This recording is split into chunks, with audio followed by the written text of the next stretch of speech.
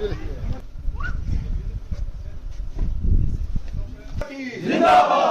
जनता party जिंदाबाद, Bharatiya Janata party जिंदाबाद। जिताना है तो आखिर में मैं हाजी साहब से रिक्वेस्ट करता हूं कि आप जो है हम सभी का मार्गदर्शन करें। शुक्रिया बोल के आप सबको आज जुले और सलाम। गवर्नमेंट के बारे में, बीजेपी के फंड्स के बारे में, बीजेपी ने कितना तरक्की किया है, क्या किया है, उनको आप लोगों को दोहराने की जरूरत नहीं है, क्योंकि आप सब पता है कि आप एग्जीक्यूटिव सब मेंबर्स हैं, यहाँ पर हमारे बहनें भी यहाँ पर मौजूद हैं। हमें थोड़ा इस चीज़ को ध्यान देना है कि भारतीय जनता पार्टी अभी रिसेंटली बाद में आए, उससे पहले जो है हमारे पास कांग्रेस पार्टी थी, उससे पहले हमारे पास एनसी का पार्टी थी। आज जो है हमारे पास सबसे बड़ा अपोजिशन है तो कांग्रेस और एनसी इस वक्त। उस वक्त जब कांग्रेस का दौर था, जब एनसी का दौर था, तो आप लोग ऊपर वाले को हाजिर नाजिर रख के कह दो कि आप लोगों का क्या हालत है। कभी आपके गोंपा के ऊपर किसी कारगिल के नेता का कदम रखा है? नहीं। बोल रहा मैं देखो, हम लोग यहाँ जुड़े हुए हैं। अच्छा, मैं पहला आदमी हूँ, चाहे नेता बोलो चाहे वर्कर बोलो, कुछ भी करो। मैं पहली दफा जब यहाँ पर आया तो मैं चंद हमारे कुछ बुजुर्गों के साथ आया था। मुल्क में मेरा कोई वजूद ही नहीं था, ना शरगोल में कोई वजूद था, ना पीडीपी को कोई जानते थे। सिर्फ इतना जानते थे जब मैं इस्लामिया स्कूल में एज ए यूथ का प्रेसिडेंट था। उस वक्त बुद्धिस्ट के कुछ मसले होते थे, जैसा कि हमारा चमुशुपा का मसला था, तो एक बड़ा पेचीदा मसला था। उसके बारे में उनके कुछ मेंबर स्कूल में आते थे, कोर्ट केस होते थे, तो हम उनके बुद्धिस्ट के फेवर में जो है हम लोग फाइट करते थे।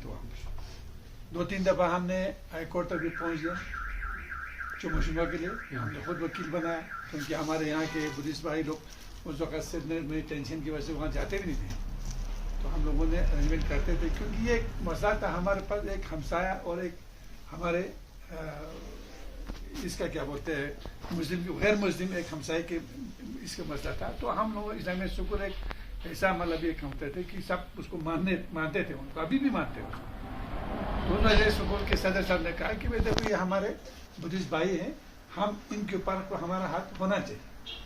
तो उस बिना पे हम सदर के साहब के ऑर्डर के हिसाब से जो है हम पूरा बुद्धिस्ट के साथ मिलते थे वहाँ पर। तो खैर वो अलग बात है, वहाँ से हमारा शुरुआत हुई।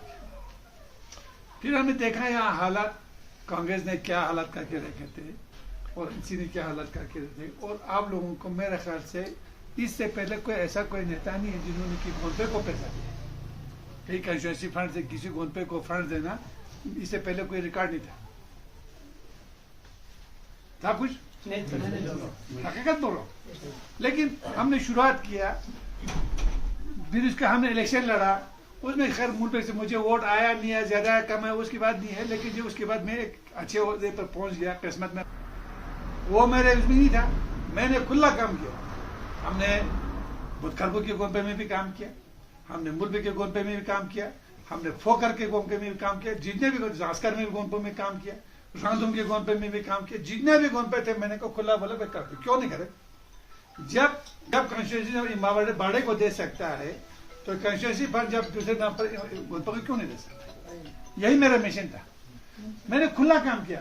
लोग बोलते थे भाई देखो ये देने से थोड़ा कहीं ऐसा ना हो कि भाई मुस्लिम का कुछ प्रॉब्लम हो जाए। बाद में देखा तो मुझे मुस्लिम सब वोटर जितने भी कारगिल के लोग थे, किसी ने मुझे नुकसान किया, उसने सबों ने किया कि भाई आपने अच्छा काम किया। मुझे लोगों ने सराहा और अभी तक लोग सराहते हैं, अभी तक उसका किसी ने मुझे कंप्लेंट नहीं किया।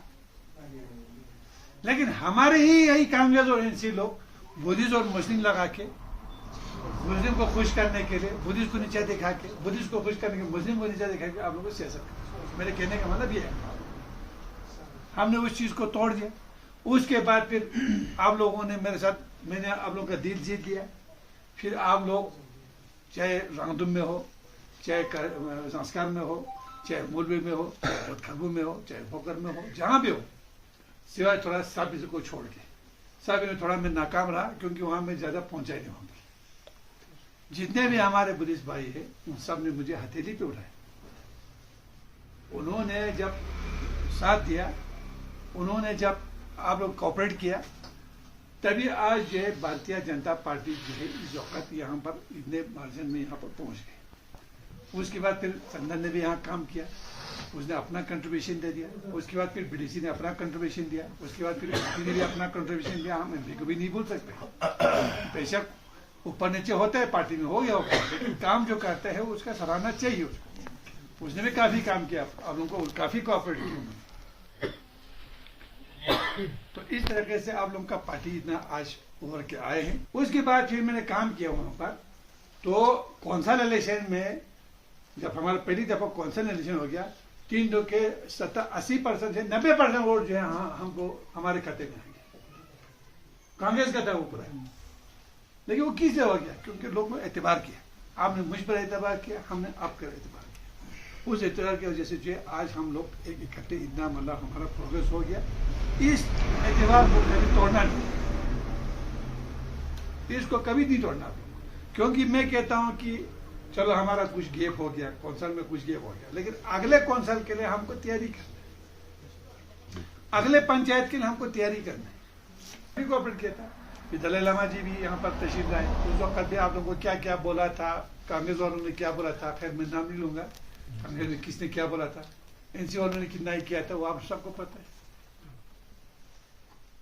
ये चीज में तो थोड़ा ख्याल रखना चाहिए ना आप लोग। इस तरीके से आप लोगों का पार्टी इतना आज उभर के आए हैं। उसके बाद फिर मैंने काम किया वहां पर।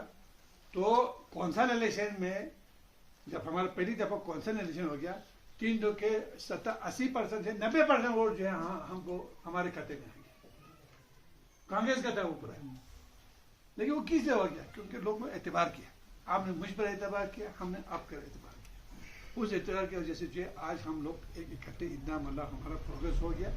इस एतबार को कभी तोड़ना नहीं, इसको कभी नहीं तोड़ना। क्योंकि मैं कहता हूं कि चलो हमारा कुछ गैप हो गया, कौंसल में कुछ गैप हो गया, लेकिन अगले कौंसल के लिए हमको तैयारी करना है, अगले पंचायत के लिए हमको तैयारी करना है। कोऑपरेट किया था, दलाई लामा जी भी यहाँ पर तशरीफ लाए। उस वक्त भी आप लोगों को क्या क्या बोला था, कांग्रेस वालों ने क्या बोला था, खैर मैं नाम नहीं लूंगा, कांग्रेस ने किसने क्या बोला था, एनसी वालों ने कितना ही किया था, वो आप सबको पता है। ये चीज में तो थोड़ा ख्याल रखना चाहिए ना आप लोगों की। भाई देखो, कौन सा आदमी जो है हमारे कम्युनिटी के लिए अच्छा है, कौन सा आदमी जो हमारे कम्युनिटी के खिलाफ है, तो उस चीज को भी आप देखना चाहिए ना। उनको भी आप अपने साथ ले, जितने भी मुस्लिम हो, जितने भी बुद्धिस्ट भाई हो, सब मिलजुल के आप यहाँ पर काम करके किसी भी तरीके से अपना वोट जो है 100% कास्ट करने की कोशिश करें। इसमें आप लोग बताइए जीतने के दिशा में ले जाएगा, जीतने के माध्यम पर ले जाएगा। एक वोट से भी हम जीत सकते हैं, क्योंकि इस वक्त जो है टकराव जो है बहुत जबरदस्त है। करगिल में जगजाती के नाम पर एक कैंडिडेट निकाला गया है। करगिल का इतिहास बोल के नाम निकाला गया है, नाम पे उन्होंने कैंडिडेट निकाला है, लेकिन वो इतिहास कुछ भी नहीं है। मैंने कल भी बताया सबको, ये सिर्फ एक धोखा है। अब कैंडिडेट किसको रखा है? नेशनल कॉन्फ्रेंस के प्रेसिडेंट को, डिस्ट्रिक्ट प्रेसिडेंट को उन्होंने कैंडिडेट बनाया। तो वो कैसे इतिहास हो गया? हम बीजेपी वाले हैं, हम नेशनल कॉन्फ्रेंस के प्रेसिडेंट को क्यों वोट देगा, किस लिए वोट देगा? अच्छा, अगर इतिहाद है तो फिर क्या एलवीए को यहाँ की बुद्धिस्ट से बात किया है? इसलिए मेरे सुकून से बात हुआ था, अहले सुन्नत वल जमात से बात हुआ था, नूर बख्शिया से बात हुआ था। पहले तो उन्हें प्रेस कॉन्फ्रेंस दिया, कॉन्फ्रेंस और एनसी वालों ने सीधा बोल दिया कि हमारा कैंडिडेट बोला।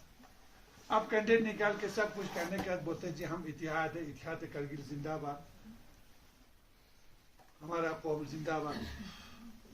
और दूसरी बात मैं गलती में यह कहना चाहता हूँ, हमारे केडीए वालों का खैर लेकर अपेक्स का तो मैं कुछ नहीं बोलूंगा, उनका दिशा क्या है मुझे पता नहीं। केडीए के नाम पर यहाँ पर जो इन्होंने गेम खेला है, ये केडीए किस लिए बन गया? केडीए इसलिए बन गया क्योंकि जब स्टेट अलग हो गया तो करगिल के कांग्रेस और एनसी वालों का खात्मा हो चुका था। इनको कई जगह सहारा नहीं मिल रहा था। नहीं तो आज यही दो पार्टी जो है घोंपा के खिलाफ था, यही दो पार्टी जो है बुद्धिस्ट के खिलाफ था। यही दो पार्टी है ना। हम तो बाद में आ गए, हमें तो क्या पता, हम तो जुमा दिन भी नहीं। और आज तक जो नहीं बनाए थे तो यही दो पार्टी थे। बीजेपी तो था ही नहीं उसमें, ना पीडीपी थे। इन्होंने गेम खेला, जब इनके अपने ऊपर आ गया तो इनको घुमपर भी बनाया जा रहा है, इनके अपने ऊपर आ गया तो बुद्धिस्ट भी इनके भाई बन गए, इनके अपने ऊपर आ गया तो ले वालों के साथ इनका, एलडीए के साथ इनका गठजोड़ भी हो गया। इससे पहले तो ले वालों को गाली पे गाली दे रहा था कांग्रेस वाला, एलडीए को भी गाली पे गाली दे रहा। तो ये सब चीज ड्रामा होने के बाद जब स्टेट अलग हो गया तो इनको पता चल गया नेशनल, मैं आज भी बोलता हूँ नेशनल कॉन्फ्रेंस का कोई बेस नहीं। चलो कांग्रेस का एक नेशनल पार्टी है, मानता हूं हम उसको, लेकिन नेशनल कॉन्फ्रेंस का क्या पैसे मुझे बताओ। उमर अब्दुल्ला के पास जाके बोलो जी शरगोन में एक नाला है, कुल है, जरा उसके तो कुछ फर्क दे रहा, 1 रुपया अगर दे सकते हैं तो लाओ उसको, मैं चैलेंज के साथ। ये सिर्फ पकड़ के रखा हुआ है वो, क्योंकि उनका कोई सहारा नहीं है, इसलिए एक पार्टी को पकड़ के रखा है, उसी पार्टी के नाम पर जो है लोगों को बेवकूफ बनाया जा रहा है। ये सिर्फ चमचे है नेशनल कॉन्फ्रेंस वाले, फारूक अब्दुल्ला और अब्दुल्ला के चमचे बने हुए, उसमें कुछ चमचे है, वही चमचे जो है बेचारा आवाम को गुमराह कर रहे हैं। तो हर गांव में जो कुछ खटपेंच है, उस खटपेंच के जरिए वो लोग अपना काम चला रहे हैं। लिहाजा इन बातों में नहीं जाना आप लोग, ले और करगिल के मुकाबले की बात नहीं जाना है, ये सब सियासी डोंग है, हमें उससे कोई मतलब नहीं। हमें अपने पार्टी से मतलब है, हमें अपने पार्टी के कैंडिडेट को किस तरह जिताने, हमको उस पर फोकस करना है। बाकी कैंडिडेट जहां भी जाए, ठीक ना, ये जो फ्रॉड का इतिहास जो है वो जहां भी जाए भी मुसलमानों के खिलाफ होता, तो मुझे ये बताओ जो गवर्नमेंट बेनिफिट दे रहा है उसमें मुसलमानों को कौन सा कटौती करके रखा है, मुसलमानों को कौन सा अलग करके रखा है, ठीक है ना। आप लोग इस चीज में नहीं जाना है, ये फिरका परस्त में नहीं जाना है। हम भी तो अकल है ना, हमें भी अकल है, कौन फिरका परस्त है, कौन क्या कर रहा है वो हमें भी पता है। हम भी तो मुसलमान है, ये भी तो मुसलमान है, ये भी तो मुसलमान है। हमने जमहूरियत के हिसाब से, आइन के हिसाब से हमें लड़ना है, और जितना बीजेपी में जमहूरियत है, जीपी में जो सेकुलर है, और किसी पार्टी में नहीं है। अगर सेकुलर नहीं होता तो ये जो दो भाई हमारे पास यहाँ पहुंचे हुए हैं, इतने अच्छे पोस्ट पर बैठे हुए हैं, तो ये किस तरह से होगा। और हमसे ज्यादा जो है हमारे यहाँ तो अभी हिंदू मुस्लिम का कोई नाम निशान तक नहीं है, हमारे यहाँ तो ऐसा कोई दंगा भी नहीं है, फसाद भी नहीं है। आजकल अभी माहौल चला है कि भाई इस दफा वोट नहीं देगा तो हम लोग को खतरा है, हम लोग को खतरा है। वही खतरा है किस चीज का मुझे बताओ। अभी ये लोग वहां कैंपेनिंग कर रहे हैं, कहते हैं जी अगर इस दफा हमने इसको नहीं बचाया तो हमारे लिए खतरा है। करगिल के एक सीट से वो क्या हिंदुस्तान को बचाएगा भाई, क्या बचाएगा। वहां पर तो सैकड़ों 400 पार हो रहा है, तो हम क्यों जाते हैं उसमें। हमें भी तो अपना धर्म प्यारा है, हर किसी को अपना धर्म प्यारा है। तो लिहाजा आप लोग उस चीज में मत जाओ, हम लोग सिर्फ अपने पार्टी के बारे में सोचो, अपने कैंडिडेट के बारे में सोचो, और आगे हमको क्या करना है उसके बारे में सोच के काम करना है। और ये चीज जो है आप अपने वोटर्स को समझा के उनको कोशिश करना है कि जितना हो सके जो है हम वोट जो है किस तरह से हम काज करेगा उस पर आप लोग प्लान करके काम करेंगे। बाकी इंशाल्लाह यहाँ हमारे शरगोल में जो हमारा मीटिंग है ये कोई पब्लिक मीटिंग नहीं है ना। आप लोग तो सब पार्टी के वो दिग्गज लोग हैं जिनके बलबूते पे ये पार्टी इस इलाके में पहले भी, अभी भी, वो आगे भी चलने वाली है। चुनाव तो आता जाता है ना, संगठन मजबूत रहना चाहिए। तो आज हमारी खुशकिस्मती है कि हमें शरगोल में आने का मौका मिला, और हमारे बीच में आप सबके हरदिल अजीज नेता, हमारे लेजिस्लेटिव काउंसिल के एक्स चेयरमैन, मेरे बॉस हाजी इनायत साहब हमारे बीच में हैं, जो हमारे करगिल के चेहरा है, जो करगिल के दिग्गज नेता है, और पूरे इलाके के अंदर पार्टी को कामयाबी दिलाने के लिए काफी मुशक्कत मेहनत कर रहे हैं। हमारे साथ नेशनल लेवल पे भारतीय जनता पार्टी माइनॉरिटी मोर्चा के वाइस प्रेसिडेंट और विशेष करके यूपी से जो करगिल के लोगों के साथ रूबरू होकर भारतीय जनता पार्टी के प्रति अपना उत्साह बढ़ाने के लिए, योगदान देने के लिए आए हैं, अजमल जैदी साहब, और अभी जिन्होंने बहुत ही तीखे स्वरों में अपनी दिल की भावनाएं आपके सामने साझी की, ऐसे हमारे नेशनल एग्जीक्यूटिव मेंबर मेरे भाई मौलाना हबीब साहब, आप सबके नेता, हमारा डिस्ट्रिक्ट प्रेसिडेंट अली चंदन, आपका काउंसलर है ना वो, ये कोई हार थोड़ी होती है, ये तो जीत है। और जो हार के बाद भी फील्ड में रहता है वही जीता होता है, जीतने वाला तो कम ही दिखता है। हमारा शेरिंग साहब मंडल प्रेसिडेंट नरबू जी, हमारे जनरल सेक्रेटरी कैप्टन ताशी जी, हमारी आचिले संगमाले जुले, अस्सलाम वालेकुम। अभी सभी ने सब डिटेल से बात की है, पार्टी ने क्या किया है, मोदी जी ने क्या किया है उसके लिए भी बताया है, और काफी हद तक हाजी साहब भी बताएंगे। मैं तो संगठन की शैली पे बात करूंगा, क्योंकि ये चुनाव जीतना भारतीय जनता पार्टी लद्दाख के लिए कितना जरूरी है। भारतीय जनता पार्टी पूरे देश में, आपको पता हुआ क्या एक नारा लेके चल रही है, अब की बार 400 पार।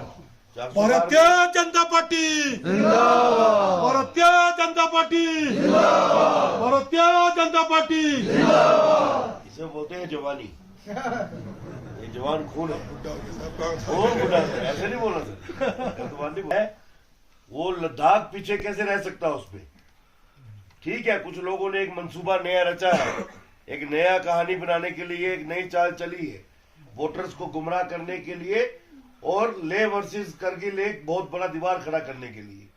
ऐसा भारतीय जनता पार्टी का एक एक कार्यकर्ता उसको नहीं होने देगा, क्योंकि हमने एमपी चुन के भेजना है जो लद्दाख की नुमाइंदगी दिल्ली में करेगा, करगिल और लेह की अलग अलग से नुमाइंदगी नहीं करेगा।